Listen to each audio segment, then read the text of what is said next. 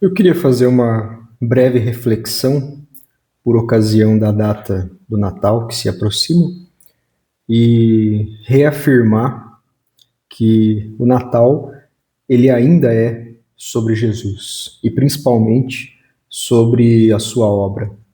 Aqui no texto de Isaías 7, nós podemos ver claramente no verso 14, quando o profeta diz: Por isso, o Senhor mesmo lhes dará um sinal, e a virgem ficará grávida e dará à luz a um filho, e o chamará Emanuel. Ele comerá coalhada e mel até a idade em que saiba rejeitar o erro e escolher o que é certo.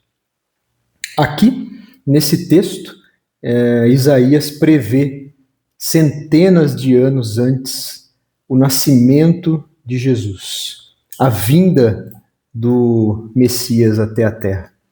É óbvio que Jesus não nasceu no dia 25 de dezembro, como nós tradicionalmente comemoramos, mas eu acredito que assim como a ceia, que é um memorial a respeito do sacrifício de Jesus, o Natal também pode ser considerado uma espécie de memorial, onde nós relembramos e recordamos o nascimento daquele que grande parte da população reputa por Salvador. Né?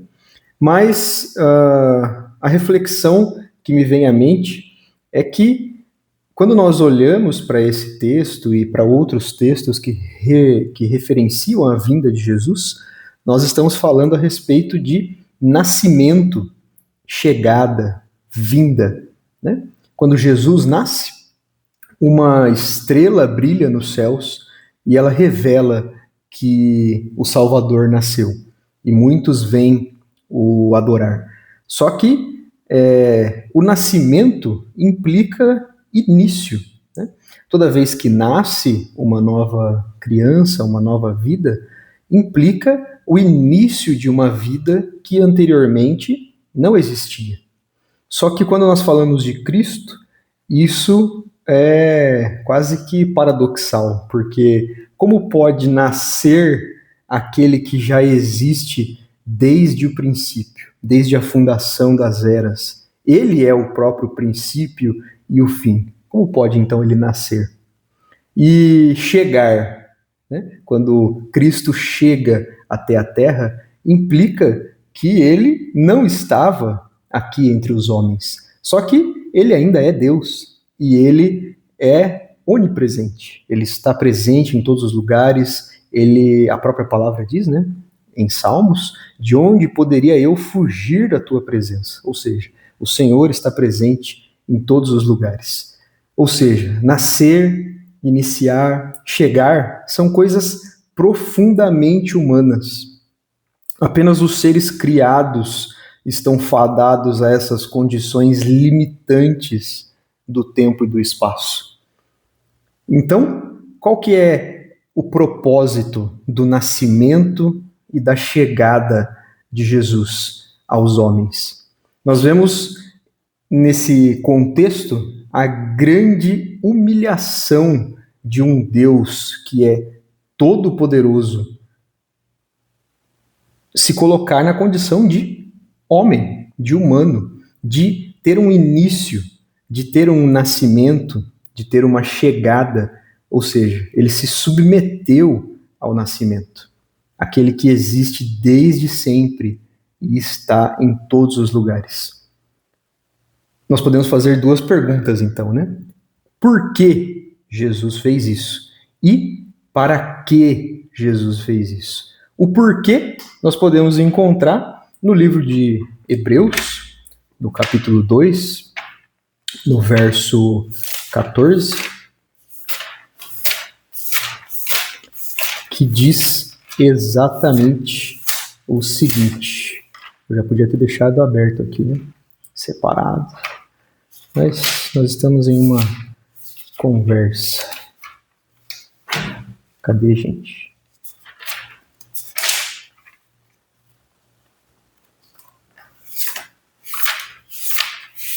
Aqui. Hebreus 2,14.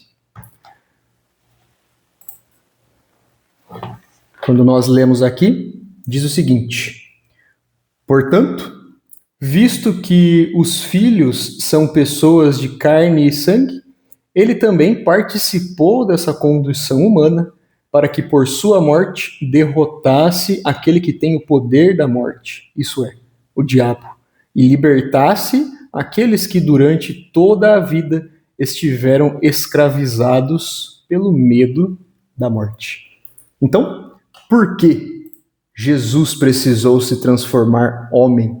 Para que ele pudesse participar das nossas condições humanas, ou seja, para que nós tivéssemos um sacerdote que se compadecesse de quem nós somos, um Deus todo-poderoso que também sofreu as coisas que o homem sofre aqui na Terra. Por isso ele se encarnou, por isso ele nasceu, deu um início à sua vida, por isso ele se fez corporalmente presente entre nós, para que ele pudesse participar da nossa condição humana. Mais para frente, nessa mesma carta, vai dizer que nós não temos um sumo sacerdote que não pode se compadecer de nós, mas sim um que em tudo foi tentado, mas sem pecado. Ou seja, se existe uma pessoa, um ser que conhece a condição humana em sua inteireza e ainda assim é Deus, este ser é Jesus Cristo. E isso aconteceu por meio de seu nascimento virginal. E, já que nós sabemos por quê, né, para que ele pudesse participar da nossa condição humana, para que Cristo veio até nós? E isso está no Salmo 24. Né? Vamos abrir aqui também o Salmo de número 24. No versos de 7 a 10, diz o seguinte: abram-se, ó portais, abram-se, ó portas antigas, para que o Rei da Glória entre. Quem é o Rei da Glória? O Senhor forte e valente, o Senhor valente nas guerras. Abram-se, ó portais, abram-se, ó portas antigas, para que o Rei da Glória entre. Quem é esse Rei da Glória? O Senhor dos Exércitos. Ele é o Rei da Glória. Paul Washer, um grande teólogo, comentando esse texto, né, ele diz que o Rei da Glória, aqui nesse caso, é Jesus, homem encarnado. Até que Jesus tenha morrido na cruz e ressuscitado e sido assunto aos céus, nenhum homem havia adentrado as portas dos céus. Ou seja, quando os portais dos céus se abrem para o primeiro homem digno de entrar pelos portais dos céus, esse primeiro homem é nada mais, nada menos do que o próprio Jesus. Quando Jesus faz isso, ele inaugura a entrada do ser humano nos céus. Então, ele, enquanto homem, 100% Deus, a sua dupla natureza que não se misturam, mas não se separam, ele, enquanto homem, adentra aos céus, sendo o primogênito de muitos que poderiam também passar pelos portais que agora se abriram diante desse homem perfeito. Então, por que Jesus nasceu e se colocou no tempo e no espaço, nas limitações do tempo e do espaço? Para que ele pudesse compadecer-se das nossas limitações. E para que ele fez isso? Para que ele fosse o primeiro homem a entrar nos céus e inaugurasse a entrada de todos aqueles que creem no seu nome. Então, meus queridos, o Natal ainda é sobre Jesus e é exclusivamente sobre Jesus. Não é sobre qualquer outra coisa.